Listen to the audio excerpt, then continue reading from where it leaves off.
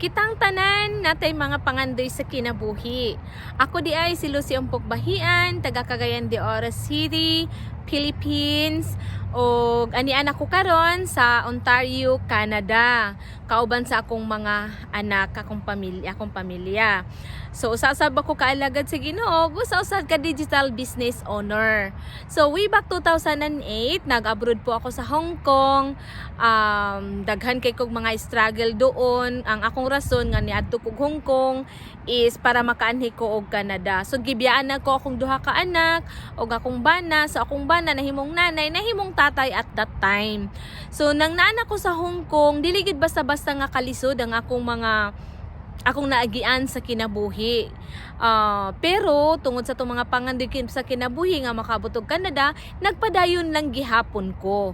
So fast forward 2011, nakaabot rigid ko og Canada, kaluoy sa Ginoo. Pag anana ko diri sa Canada, nagpasalamat ko kay ang ako mga pag-ampo giabot sa gituman sa Ginoo. Unya panana ko sa Canada dahil ang akong pangandoy nga madalhan ako akong pamilya dinhi, so nag-work ko ganang work hard like 12 hours, 10 hours, 14 hours, 16 hours para madali na ko padala ang akong pamilya diri sa Canada. So tuod man, glory to God in the highest, kasi pag-abot nila dinhi sa Canada 2017 nakaabot ra gid akong pamilya dinhi, salamat sa Ginoo. Unya pag-abot nila dinhi, lipay kay ko ang akong prayers, natubag ra gayud akong mga pag-ampo. Dayon kami duha sa akong mag-asawa, nagkayod gud mi kay taas man kay standard of living dinhi sa Canada. So akong anak gihapon nabiyaan ako kung mga anak, tulog pa sila biyaan na nako, or usahay mauna akong bana og gawa sa balay, usahay ako. So magkita mi sa akong bana gabi ira gyud, sa gabi ira. So karon kay tungod sa among pagkayod, kay tungod sa taas kay standard dinhi, taas daghan kay bayranon sama sa tubig, kuryente, insurances sa sakyanan, bayad sa sakyanan, og bayad sa balay, sa mortgage, taas, mahal kayong balay dinhi. So we end up into kayod to kayod, basing duha namin ay trabaho, pero wala pa gihapon mi dako nga natigom. We are living in the paycheck to paycheck. Kung naaman mi natigom, gamay ra gyud, dili enough sa among mga pangandoy sa kinabuhi na at the age of 50 we gonna retire. Like mapuyo na pud nga mahumagaway ba sa mga pag-antos nga sa tumang pag-antos nimo sa imong kalisod nimo sa kinabuhi. So akong mapilapan kumbaga.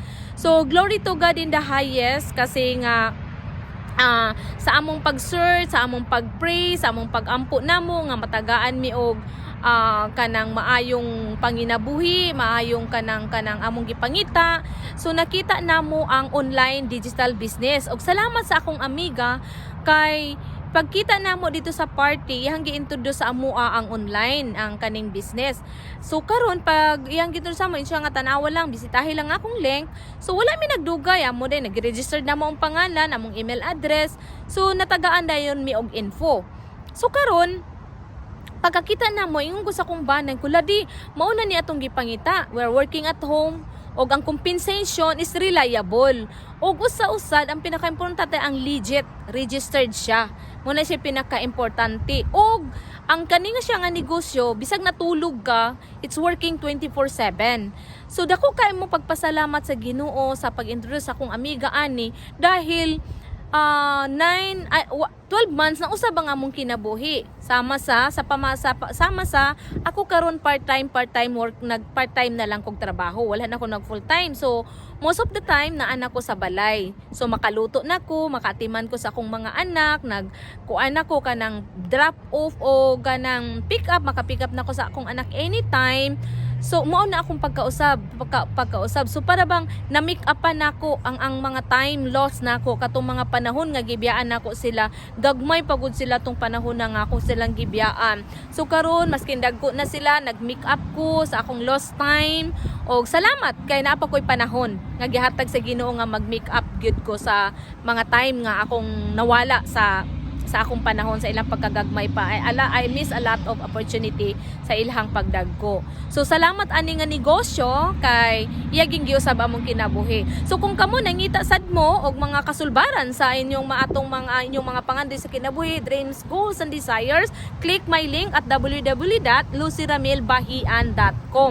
Ibutang inyong pangalan o inyong email address, then I will give you the full info. Kay ako kung kani siya doable man ni, kung nakapausab sa ako, pwede sa mausab sa inyo ha. Ang akong amiga karon is a living testimony. She is job quitter. So wala siya nagtrabaho. So register lang sa akong link at www.lucyramilbahian.com. So ang Ginoo nagauban sa atong tanan sa atong mga pangandoy sa kinabuhi, then walay imposible. Ihatag yun sa Ginoo sa ato ang atong mga pangandoy. So God bless and bye for now. See you on the inside. Bye for now. Bye. God bless.